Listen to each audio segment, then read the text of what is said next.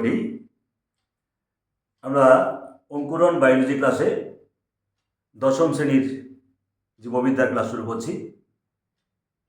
আমরা গত ক্লাসে ইভলিউশন অধ্যায়ের জীবাশ্ম পর্যন্ত আমরা করেছিলাম।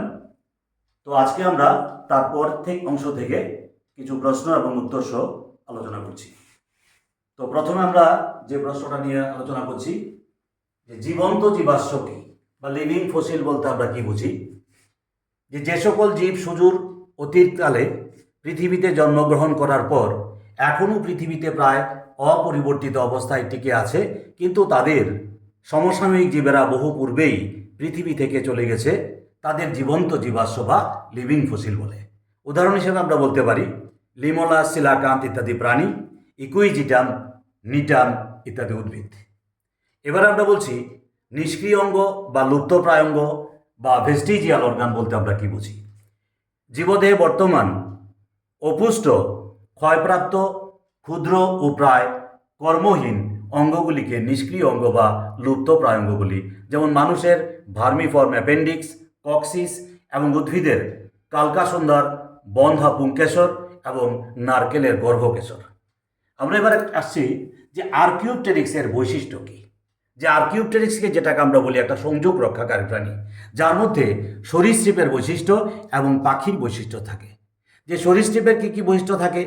দেহে 18 থেকে 20টি কশেরুকাযুক্ত লম্বা লেজ থাকে, অগ্রপদের অগ্রভাগে নখযুক্ত আঙুল থাকে, চোয়ালে দাঁত থাকে, পাগুলি সরীসৃপের মতো। এই বৈশিষ্ট্যগুলি বললাম কি সরীসৃপের বৈশিষ্ট্য, যেটা আমরা ছবিতে পরিষ্কার দেখানো আছে। এবার সেই আর্কিওপটেরিক্সের এই পাখির বৈশিষ্ট্য কী? যেমন অগ্রপদে ডানায় রূপান্তরিত হয়, করুটিতে পাখির ন্যায় চঞ্চু বর্তমান, দেহ পালক আবৃত, অস্থিগুলি ফাঁপা এবং হালকা। এগুলো আর্কিওপটেরিক্সের সরীসৃপের বৈশিষ্ট্য এবং পাখির বৈশিষ্ট্য। ঠিক একইভাবে হংসচঞ্চুর বৈশিষ্ট্য যদি বলি, তার মধ্যেও সরীসৃপের বৈশিষ্ট্য এবং স্তন্যপায়ীর বৈশিষ্ট্য থাকে। অর্থাৎ সরীসৃপ এবং স্তন্যপায়ীর মধ্যে সংযোগ রক্ষাকারী একটা প্রাণীর নাম কি? হংসচঞ্চু। এই চিত্রের মধ্যেও দেখিয়েছি আমরা যে সরীসৃপের বৈশিষ্ট্যগুলি কি? এরা ডিম পারে, এদের অবসরণী থাকে। আর স্তন্যপায়ীর বৈশিষ্ট্য কি? দেহে রোম দ্বারা আবৃত, দেহে স্তনগ্রন্থি বর্তমান। এবার আসি আমরা বাদুড় এবং পাখির ডানার মধ্যে পার্থক্যটা কি। যে বাদুড়ের ডানায় রোম থাকে কিন্তু পাখির ডানায় পালক থাকে। বাদুড়ের ডানায় প্যাটাজিয়া বিদ্যমান কিন্তু পাখির ডানায় তা অনুপস্থিত। বাদুড়ের ডানায় কার্পেল, মেটাকার্পেল থাকে কিন্তু পাখিতে সেগুলি থাকে না। এবার আসি আমরা মানুষের হাত এবং পাখির ডানাকে সমসংস্থ অঙ্গ বলে কেন।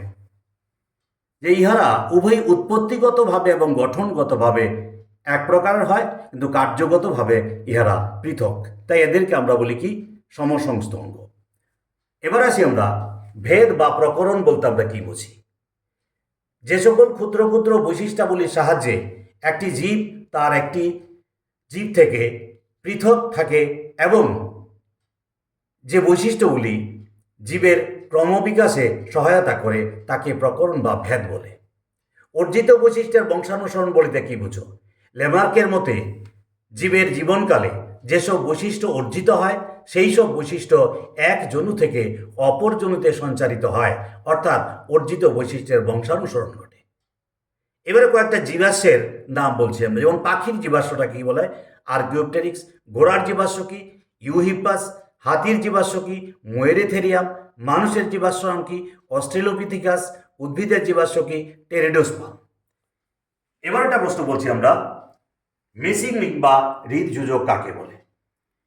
যে সমস্ত সংযোগী রক্ষাকারী জীব পৃথিবী থেকে বিলুপ্ত হয়ে গেছে, কিন্তু তাদের জীবাশ্মের বৈশিষ্ট্য বিশ্লেষণের মাধ্যমে দুটি জীবগোষ্ঠীর মধ্যে হারানো যোগসূত্র খুঁজে পাওয়া যায়, সেই সমস্ত অবলুপ্ত যোগসূত্রকে মিসিং লিঙ্ক বা হৃদযোজক বলা হয়।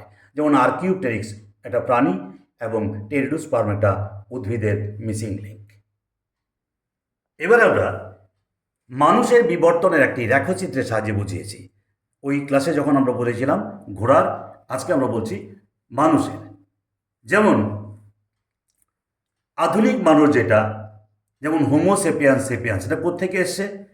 প্রথম কি ডায়োপিথেকাস, তার থেকে এসছে রামাপিথেকাস, তার থেকে এসে অস্ট্রেলোপিথেকাস, তার থেকে হোমো হ্যাবিলিস, এসে হোমো ইরেক্টাস, তার থেকে ক্রোমোম্যাগনান মানব, এবং বর্তমানে যেটাকে আমরা আধুনিক মানব বা হোমোসেপিয়ান্স বলে।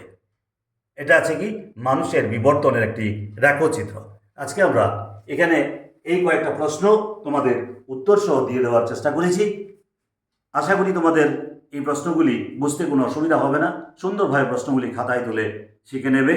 আশা করি এই অধ্যায়ের এই প্রশ্নগুলি তোমাদের পরীক্ষার জন্য কাজে আসবে। তাহলে আজকে আমরা এখানে রাখছি। অঙ্কুরন বায়োলজি ক্লাস থেকে সবাইকে আবারও স্বাগত জানাই, অভিনন্দন জানাই। সবাই এই চ্যানেলটাকে বেশি বেশি করে ফলো করবে, লাইক করবে এবং প্রয়োজনে কমেন্টসের মাধ্যমে জানাবে কোনো অসুবিধা থাকলে। ভালো থাকবে সবাই।